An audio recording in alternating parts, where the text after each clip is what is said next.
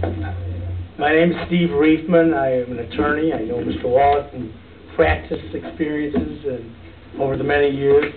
I'm a member of the bar here in Michigan and Arizona. I live in Old Franklin Town. We've already had a few people, I think, speak from Old Franklin Town. That's a subdivision that is right between Eagle School and Fairview School. Fairview School, they're in the middle of taking it apart. It's right in my backyard. I've been I'm the chairman of the Old Franklin Town Homeowners Association and have been either the chair or the president for about 20 years because I'm a sucker for local politics. I love local stuff. And we have a very strong homeowners association, and we have fought CompuWare, we fought the Hillel School, which is a Jewish school. We fight everybody because we're against encroachments on our community because we have a very wonderful community we love. And yet, I love Muslim people. I spent 9 months living with Muslim people and a year traveling abroad. I'm fascinated by them when the museum call out that call for the faithful. It's wonderful. I don't know if I want it in my backyard, but maybe you guys are going to put one of those in my backyard and in my front yard. I don't know. Because I feel, frankly, that this board and this group of Muslims has performed a sneak attack, if you will, on our community. Why didn't we know about it?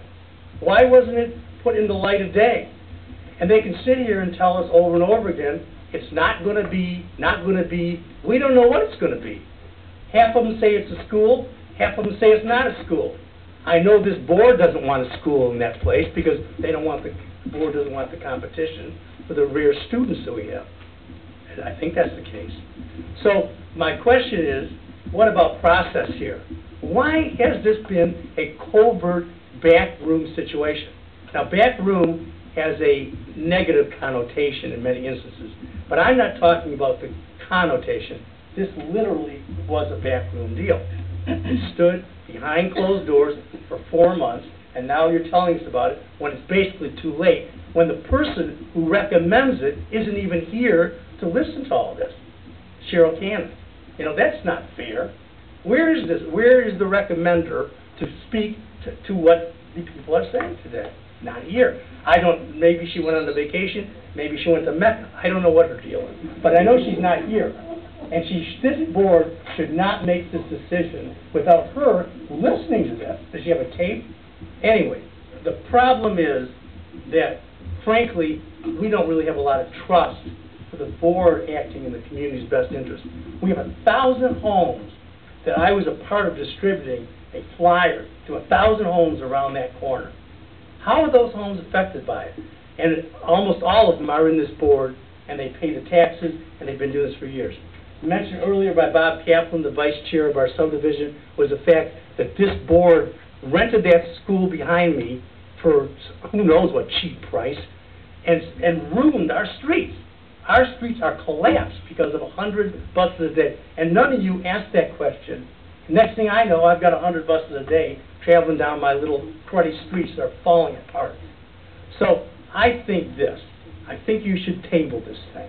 I think the last thing in the world you should do is sneak attack our community. We live here. We vote for you. We pay our taxes to you. This is not right. And I will tell you this. There's a commitment on the part of the community. You will be sued. And you'll be sued individually. You'll be challenged on your Open Meeting Act violations. I assure you, you'll be sued. And it's going to cost you guys a bunch of money because Miller Canfield does not charge $100 an hour. They probably charge $380, and that's their discounted rate. But having said that, you're going to be sued. This is not going down. There's too many people that are too upset. And it's not the fact, even though there's a lot of concerns expressed about what's going to happen on that corner, you know, and there's a lot of good reason for it. You know, I'm sure all the Muslim people there are wonderful. But there's a part of their community that's dangerous.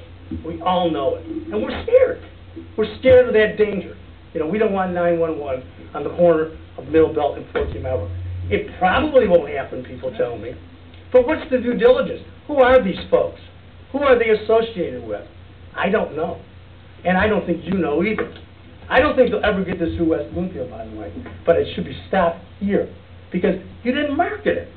How do you justify not marketing that property? I want to know that. How do you justify not marketing that property? The first person that comes along, who happens to be a Muslim sneak attack on our community, is you're selling it to them. That's not fair. We had a fellow here from Canton, big time operation. They got 70 units across the street. Said, we like that property.